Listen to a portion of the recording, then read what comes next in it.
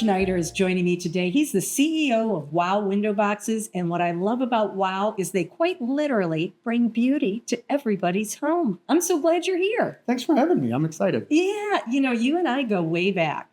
Years. Years and years. 15 years. What year did you start with the company?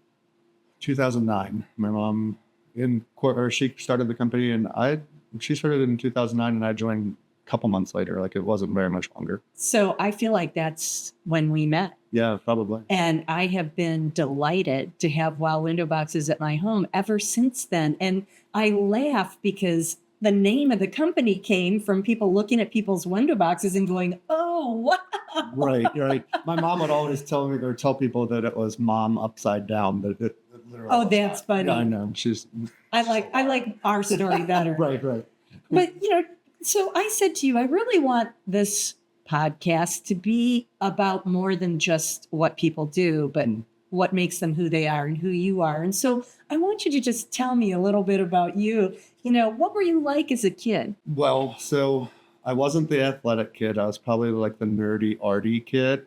I'm sure that I had ADHD, which was undiagnosed for sure. I had I had a learning disability, and I think that really shaped a lot of my life going forward, because now I'm always like proving that I'm worthy and good enough. So constantly, they're always working on the next goal. So that was kind of my childhood. My parents were supreme, like incredibly supportive. But yeah, school was very difficult for me. I barely got out of high school. But then when I got into college, I was really successful. I felt like I could do things on my own and manage, my schedule. And I got to study things that were really interesting to me. I started out, I wanted to be an art teacher, and then I switched over to business because I still liked art, but I realized I wasn't very good at children.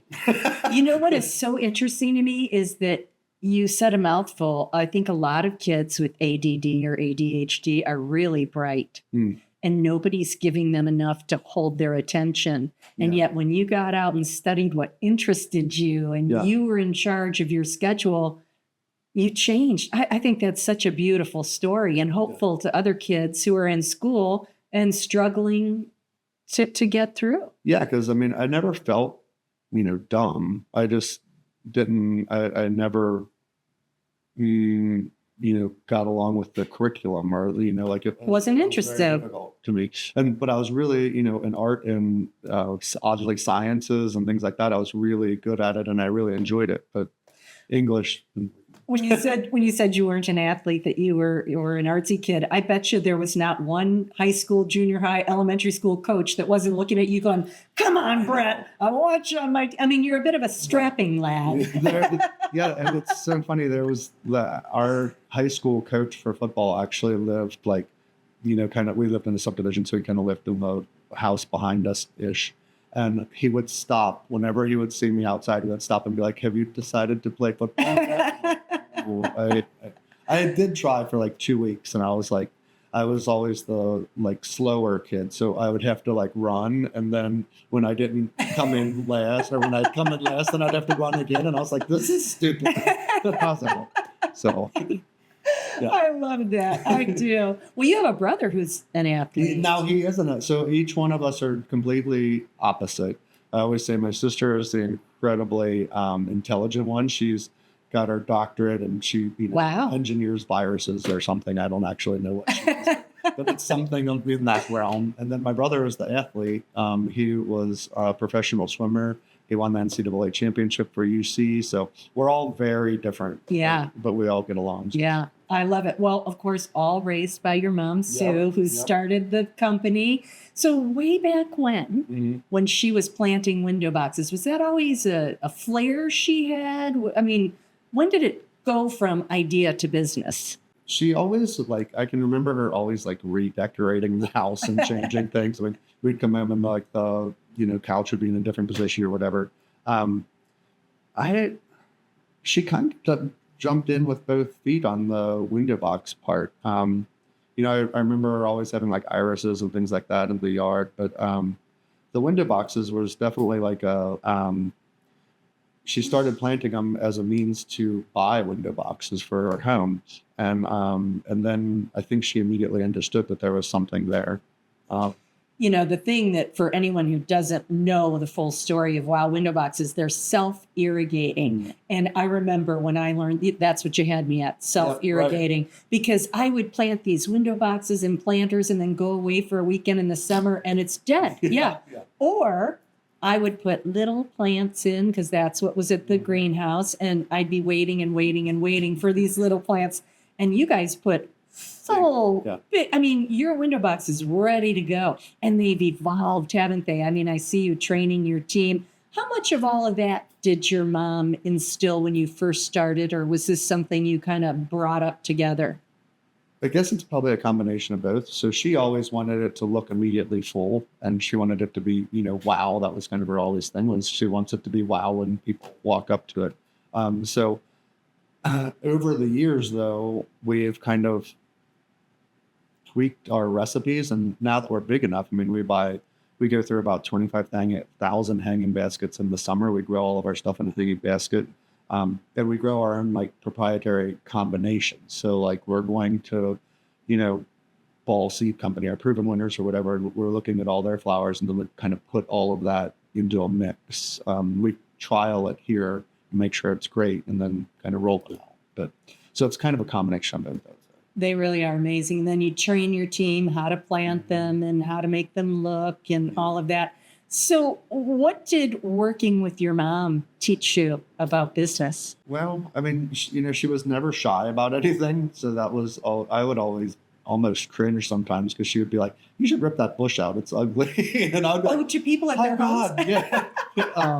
But honestly, they always respected her opinion, and going forward, I that would always what impacted me, that people think that or look at me as the professional and are looking to me for advice. So to give them that advice, which could have probably been wrapped in a better envelope at the time, but just giving them that advice and being the expert was really kind of the biggest thing I guess she taught you.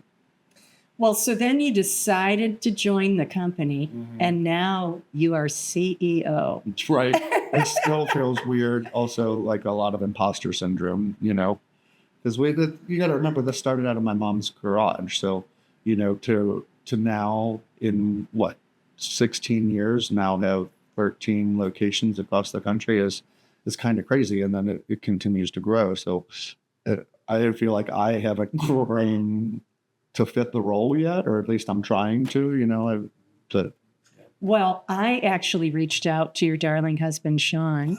Yeah. And I asked him to ask the team about you as a leader. And I've got to tell you, I really love this. So they've said driven, visionary, fun, fearless, passionate, approachable, resolute, principled, devoted, thoughtful, strategic, and welcoming. Doing something right there, aren't you? I like all of that. One of them said that a question that I should ask you is, how do they get an invitation to your parties? They're always invited.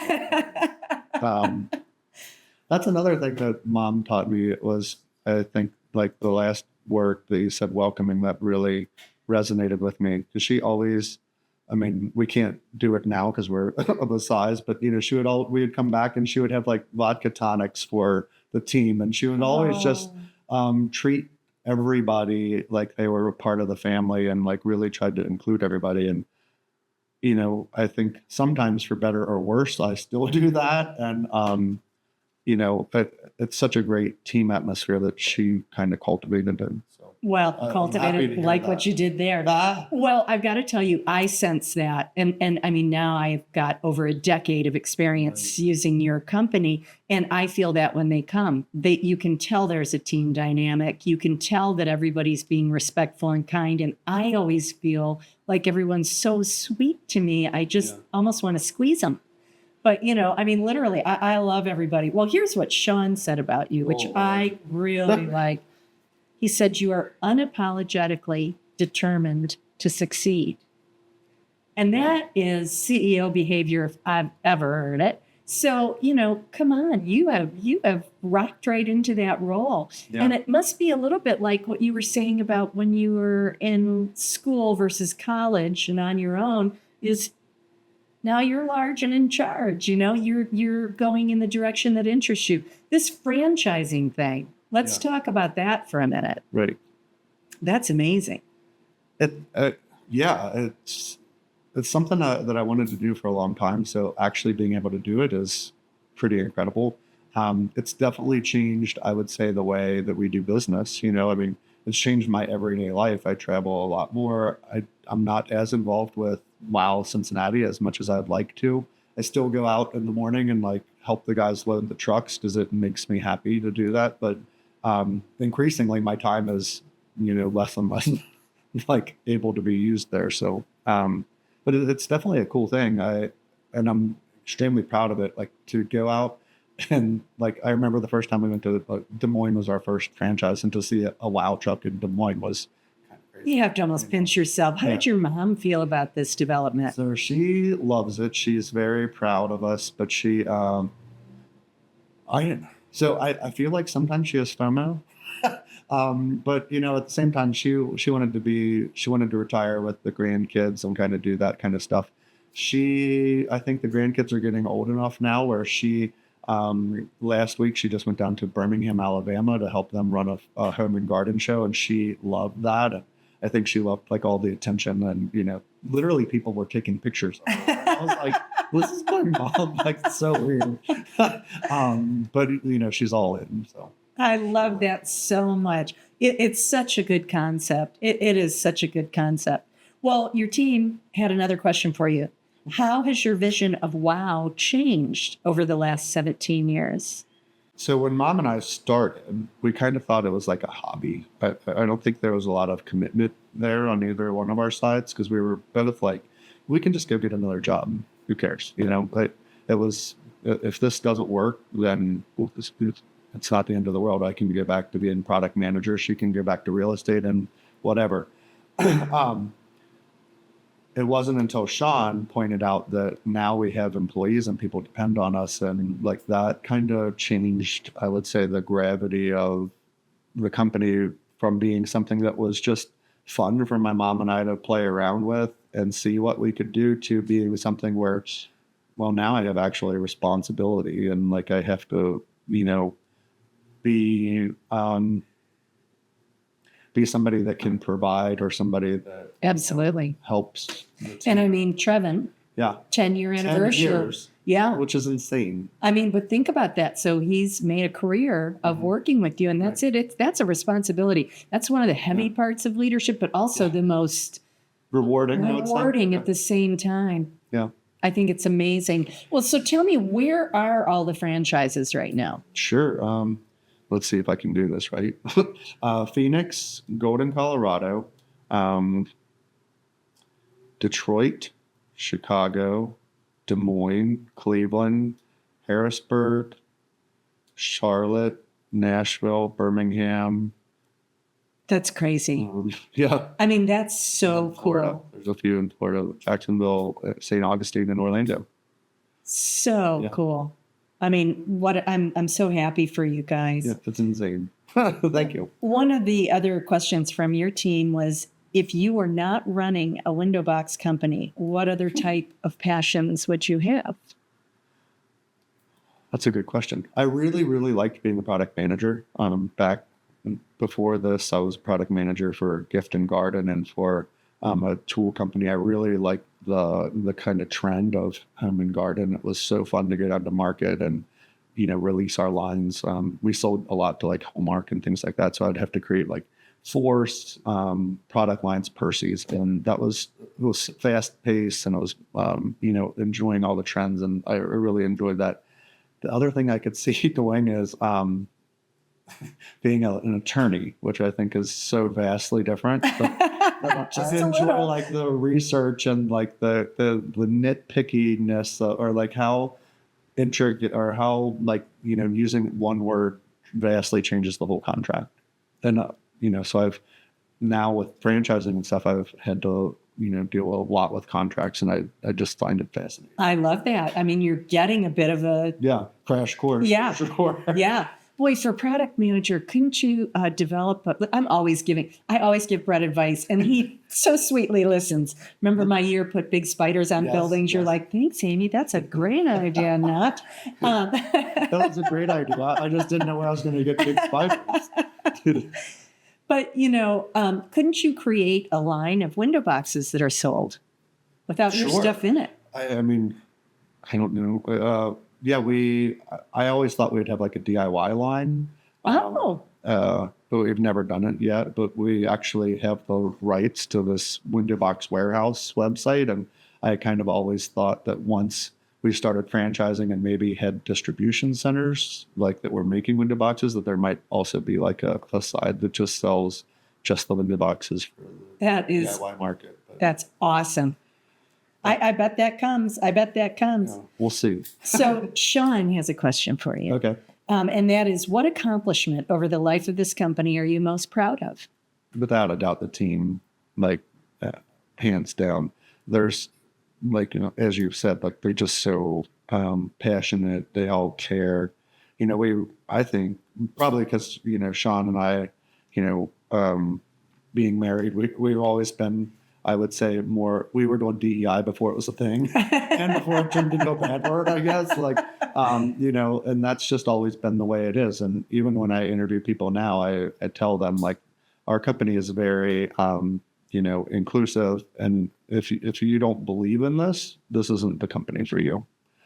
So building that team and that culture really, I think, is probably my biggest accomplishment. But you support the team and the culture so beautifully. What you also do is support the community. I mean, I think when you were a contestant in Dancing for the Stars, you won the fundraising. You're a supporter. I every single favor I knew. But you did it. You take your community so seriously. You're a supporter of this show. I'm so excited that you're thank you. But it's like you embrace the community in that same way. And that's what makes a great community, great businesses that do just that. And I can imagine you're most proud. As I say, I feel it every time they come. It's always a nice group of people. I'm a little bit different because most people, you're on the outside of their house and you don't need to come up. Me, you got to coordinate arrival because I'm up on the outside on my upper deck. But they're always so great. And I love the experience, down to being able to select color schemes. Do you want sparkly twigs? Twigs, no twigs at all. You want a gourd, want a pumpkin, it's like, right. But I mean, so you feel like you've got some activity, but we can rely on you guys to create something that is just beautiful. Yeah. And I don't know how you do it with the summer. They're your proprietary blends, so you guys are doing it, but there's always something that comes later. Not the day they're there. It blooms later, and it's a surprise. And I love that. Yeah. Well, that's one of the things about Cincinnati is, a lot of times when we're planting things and around Mother's Day, the really heat-loving plants generally aren't really going yet. So it's kind of that little surprise that pops out. Maybe it's lantana or maybe it's... I think it's lantana that always gets me, and I'm just delighted. Yeah. Right. And it always works nice because it kind of grows out through all the other plants. Yeah. And for me, the window boxes, because I am in a townhome and I really don't have a yard, it's like my yard. And it's the prettiest yard ever. And I love it so very much. So thank you for that. So you've finished a long project, day at work, whatever. What brings you joy outside of work? What are we apt to find you doing when you're not working? Sometimes I think I have a problem because I literally do enjoy working. So it's not uncommon for me to work a lot. It's like solving a problem for me. So it's some people do puzzles, I guess, but I like to come up with what to do with WOW.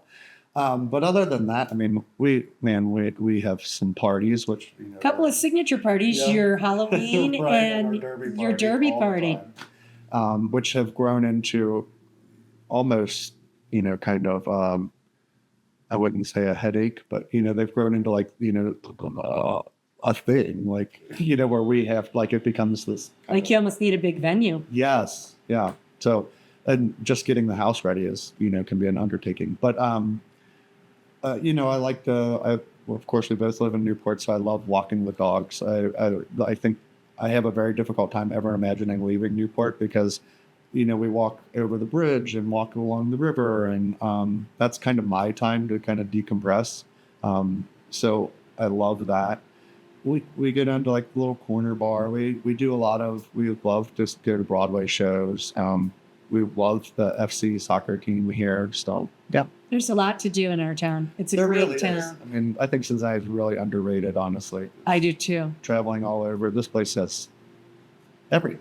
And I'm going to tell you, when you drive through town, you will recognize WOW window boxes everywhere. I recognize them, and they're beautiful, and they add so much beauty. And I just love everything you're doing. I've been a sincere supporter from day one, and I love you guys. I love your company. I love it all, and I'm so glad you joined me today. Oh, well, thank you. Thanks for having me. And where can people find more about WOW window boxes? Oh, sure. WOWwindowboxes.com. We have a Facebook page, Instagram. We have all the socials. They're everywhere. They're everywhere. All the stuff. Well, Bret Schneider, thank you so much. Thank you so much. And thanks for joining me today. And don't forget, there's always a seat for you at Amy's table.